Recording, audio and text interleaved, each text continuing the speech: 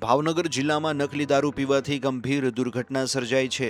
વિવિધ media reports પ્રમાણે આ બનાવમાં મૃત્યાંક વધીને 9 સુધી પહોંચ્યો છે। પ્રાથમિક માહિતી મુજબ કુલ 22 લોકો આ દારૂથી અસરગ્રસ્ત થયા હતા। હાલમાં 18 લોકો હોસ્પિટલમાં સારવાર હેઠળ છે। મૃતકોમાં ઉપેન્દ્ર ગોહિલ અને કનકસિંહ ગોહિલનો પણ સમાવેશ થાય છે। આ ઘટનાને પગલે સમગ્ર જિલ્લાના તંત્રમાં ભારે દોડધામ મચી ગઈ છે। ઉપરોક્ત બંનેના પરિવારજનો આ ઘટનાને લઈને ભારે આક્રોશ જોવા મળી રહ્યો છે। કનકસિંહના સ્વજને સરકાર સામે સવાલો ઉઠાવ્યા છે। તેમણે જણાવ્યું કે રાજ્યમાં દારૂબંધી હોવા છતાં ડુપ્લિકેટ દારૂ મળે છે। તેમણે રોષપૂર્વક કહ્યું કે આના કરતાં સરકારે ગુજરાતમાં દારૂની છૂટ આપી દેવી જોઈએ। મૃતકોના પરિવારજનોમાં ભારે શોક અને ગુસ્સાની લાગણી જોવા મળી રહી છે। મોત પાછળનું કારણ ડુપ્લિકેટ દારૂ પીવાથી એમનું મોત થયેલું છે।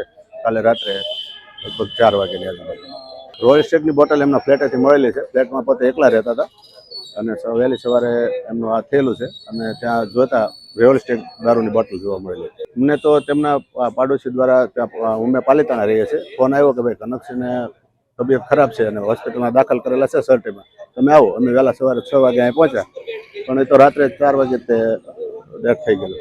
અહીંયા ભાવનગર અહીંયા પીએમ બસ સેવામાં એ પોતે સર્વિસ કરે છે અને 2 વર્ષથી અહીંયા જ રહે છે। ઘટના બાદ એસએમસી અને પોલીસે કાર્યવાહી તેજ કરી છે। વરતેજ પોલીસ મથકમાં મુખ્ય બુટલેગર ગૌતમ સોલંકી સહિત 21 લોકો સામે નામજોગ ફરિયાદ નોંધાઈ છે। આરોપીઓ સામે બીએનએસ અને પ્રોહિબિશનની કલમો હેઠળ ગુનો દાખલ કરાયો છે। પોલીસે અત્યાર સુધીમાં 12 શંકાસ્પદ વ્યક્તિઓને રાઉન્ડ અપ કર્યા છે। તંત્ર દ્વારા અન્ય બુટલેગરોની પણ અટકાયત કરીને વધુ તપાસ ચલાવવામાં આવી રહી છે।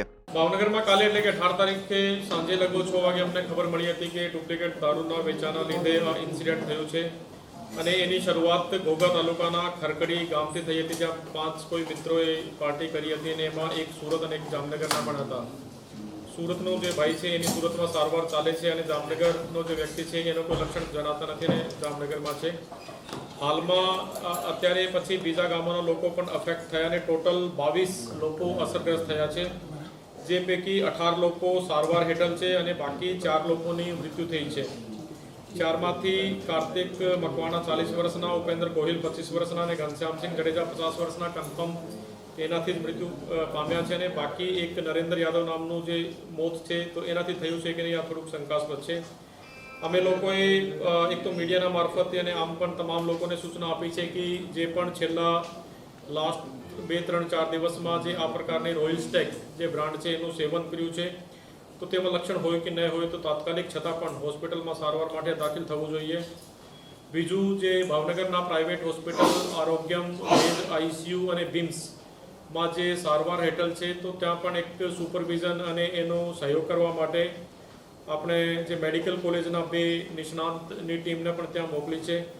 પછી અમદાવાદના આઈકેડી હોસ્પિટલમાંથી નેફ્રોલોજિસ્ટ પણ ભાવનગર આવવાના છે, જે સાંજે લગભગ 5:30-6 વાગે ભાવનગરમાં પહોંચી જશે અને પોલીસ પણ એ જે ગુનામાં જે કનેક્ટેડ છે 4 બુટલેગરની ધરપકડ એમાં કરી છે। અને જેમ હું તમને કીધું કે 18 લોકો સારવાર હેઠળ છે। આ 18 લોકોમાંથી ડૉક્ટરના જણાવ્યા પ્રમાણે 2 લોકો ક્રિટિકલ છે, 4 આઈસીયુમાં છે, 2 વેન્ટિલેટર ઉપર છે અને 10 દર્દી એવા છે જે કે સ્ટેબલ છે। અને અત્યારે પણ અમે લોકો મીન્સ કે તમામને અપીલ પણ કરીએ છીએ કે જે પણ છેલ્લા 3-4 દિવસમાં જે આ જે ડુપ્લિકેટ રોયલ સ્ટેગનું કોઈ સેવન કર્યું હોય તો તાત્કાલિક નજીકના અથવા તો સાથી હોસ્પિટલમાં આવવા માટે જણાવવામાં આવે છે। આ ઘટનાની ગંભીરતા જોઈ અમદાવાદથી ડોક્ટરોની વિશેષ ટીમ ભાવનગર પહોંચી છે। આ ટીમ દર્દીઓની તપાસ અને સારવારમાં સહયોગ આપી રહી છે।